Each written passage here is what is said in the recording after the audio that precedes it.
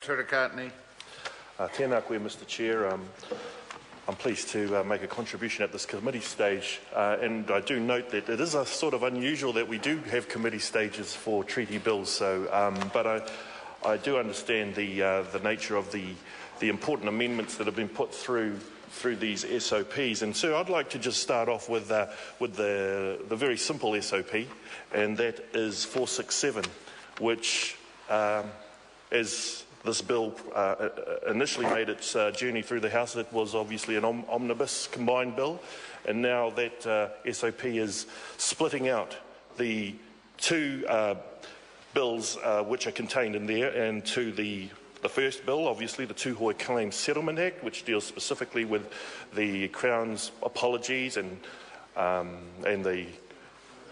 the historical context for Tuhoe, and then also the separate bill of Te Urewera Bill. And I think that is important that we do mention that, because, sir, that it's a real innovation in the evolution of treaty settlements. The fact that we are giving legal recognition to the tupuna, to the Te Urewera, through its own bill. And I can only think, sir, that had my relations down south had the imagination to, back in the day, we would have loved to have had an Aoraki Maunga bill to complement our Ngaitahu settlement. But I congratulate Tuhoe and the negotiators in this innovation, which is a landmark for Te Urewera, for Tuhoe, and for all the iwi, with associations and interests to Te Urewera. And so I guess that leads me on to the second SOP, the Crown. It's relatively straightforward, I guess. The two CNI cultural redress properties were originally included. There was concerns from Ngāti Manawa, and I'm pleased that there was productive korero that went on, which led to a resolution of whatever the concerns were, and which has allowed the transfer of Waitehohi and Korokoro o Te Huatahi as that cultural redress properties for Tuhoe. So the purpose, I guess, of the SSOPs is important. We want to make sure that there are any technical matters or matters that are unresolved, which we couldn't get resolved at the through the select committee stage. We now have the opportunity to do that. I'd like to acknowledge the Minister and all of his team for working on these outstanding matters. And I guess the final matter which we've been discussing is around this issue of tūpokorehe and the shared interests or not of neighbouring iwi. And this is prevalent, sir, right across all treaty settlements, as we know, especially those hapu and iwi that are on boundaries, because as we know, there's a lot of intermarriage and some hapu, can fall both sides of the divide. And so we see these issues right across the motu. In fact, I don't think there is one treaty settlement which doesn't have these sorts of tricky boundary type relationship issues or assertions of rights and interests which overlap or intersect between neighbours. I think that's just the nature of our people, how we roamed and marauded around these lands, and how we made peace, and how we takawainged, how we came together. So the issue around tūpokorehe, I believe, is no different to the many others. And if I could use an example, even one that is very dear to our Chief, the Right Honourable Winston Peters and Ngāti Wai, I'm thinking of Hauturu when we did Ngāti Manuhiri, and Hauturu, Little Barrier Island. Obviously, the sequencing or the progress that Ngāti Manuhiri, Mr. Chair, the progress that Ngāti Manuhiri made, obviously they were ahead of the queue, and so they were able to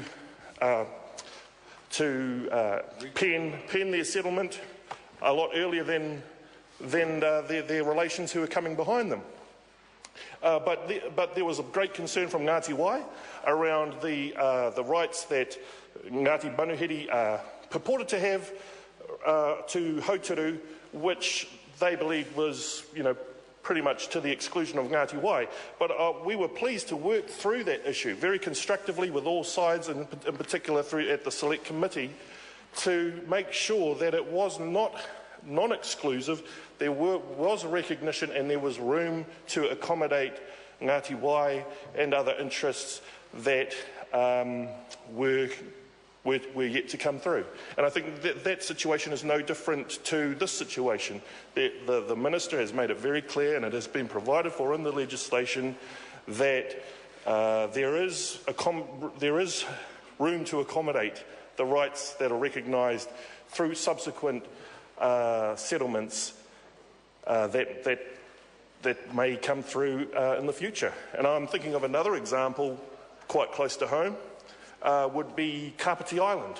Kapiti Island, obviously Ngāti Toa Rangatira, HQ for Te Rauparaha back in the day, but there is accommodation on Kapiti for Ngāti Raukawa and Te Atiawa once those regions or areas of inquiry and settlements are concluded, that their rights and interests can be recognised through their respective settlements. So it's not about exclusivity.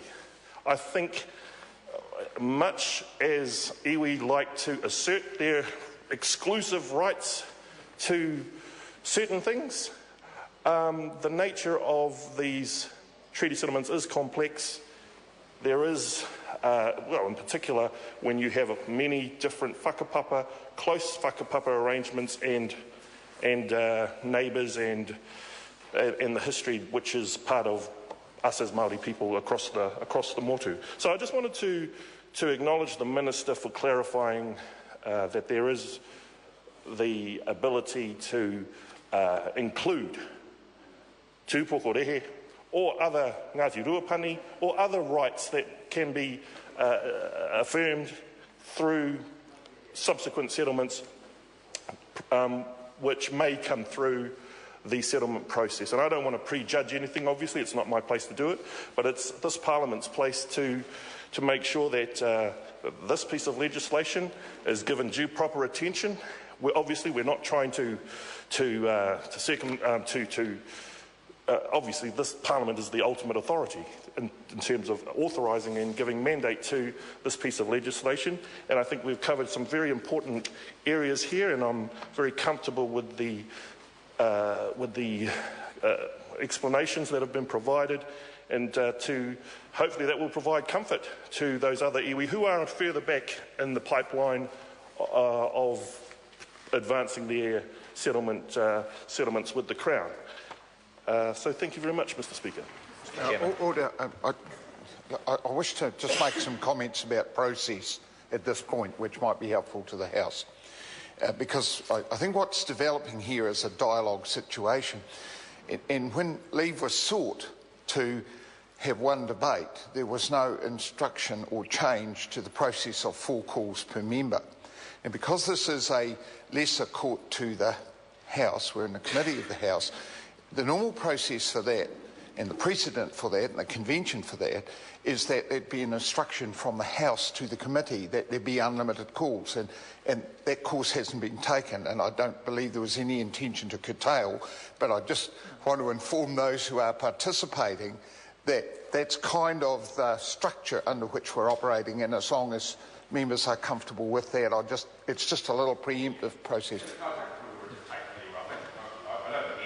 This is not a positive way of doing things. It's a much better way if people can go back and forth, and therefore I take leave. I seek the leave of the House for the 4-call limit not to be used for this debate. Leave of the committee. Okay, we'll put the leave. Is there anyone opposed to that course of action? There is not. So now we're seeking a...